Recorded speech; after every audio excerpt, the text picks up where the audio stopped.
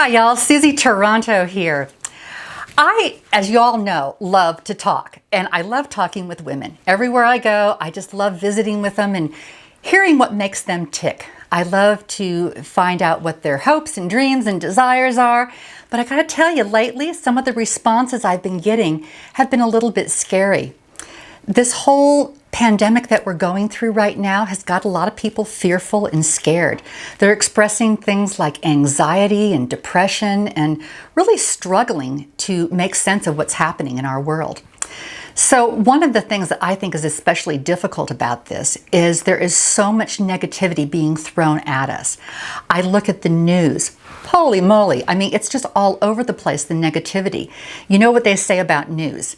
Bad news is actually good news for them because it gets the ratings, it gets all of the hype for them and everything. So they're going to try to sensationalize it as worst they possibly can. Then there's social media. Oh my goodness. You know, social media has been wonderful, and the whole idea of freedom of speech that allows us to communicate and talk to one another is really fabulous. And it's given a voice to so many people that they can interact and respond. But a lot of people are doing it in a very unhealthy way.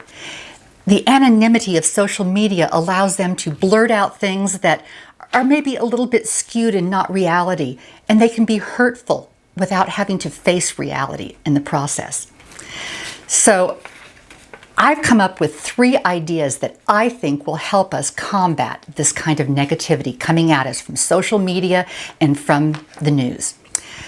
I call them my 3 R's. Okay, so the first one, just refuse to listen until somebody calms down. If they're ranting, if they're raving, if they're violent, if they're calling nasty names, you just don't listen. You just physically either walk away or digitally just click the button and turn it off. You know, it's like a demanding 2-year-old. If you don't give them an audience, there's no show.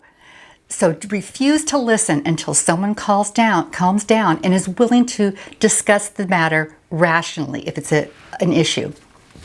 Second thing, require facts. And I mean facts. We're not talking about the little memes that you find on social media that have funny things, or even the memes that look like they're official documents. They're not. They're just something that somebody made on their computer and stuck on social media, and now half the world thinks that they're real, and they're not. Don't be confused by memes and unsourced news. Make sure you document facts. If we're going to talk about real hardcore things that are happening in the world today, let's do it from a base of knowledge and a base of facts. We want the real stuff. Not skewed to fit somebody's agenda, not twisted around so that it suits who they are or what their cause is. The third thing is to respond with calmness and with kindness.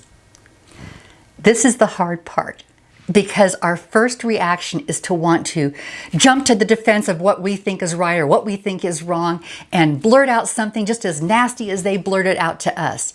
But don't do that. Instead, take a deep breath, then exhale, and then ask yourself silently, do I really need to respond? If the answer is yes, then with a very soft voice, lean in so that they have to lean into you to hear, and explain with calmness your stance, your view, or your answer. I'm telling you, the soft voice thing works. When you speak with a soft voice, they'll lean into you as well, and they'll listen. Their response back will also be with a soft, gentle voice. When you do that, you maintain control. You control your mindset, and you control your happiness, your anger, your emotions. And anyone who can stay calm when everyone else around him is losing it is the winner every single time. So those are my 3 things I want you to remember. Refuse to listen to anything until they calm down. Require substantiated facts, and always respond with calmness and kindness. Remember that nobody can make you feel something you don't want to feel. You are in control. you're the one that's allowing them to make you angry. You're the one that's allowing them to make you feel inferior. Don't let that happen. Stay calm, know who you are and what you stand for. When we do this, we'll be able to embrace happiness and live a life that's truly worth loving. Thanks for tuning in. Aloha and mahalo.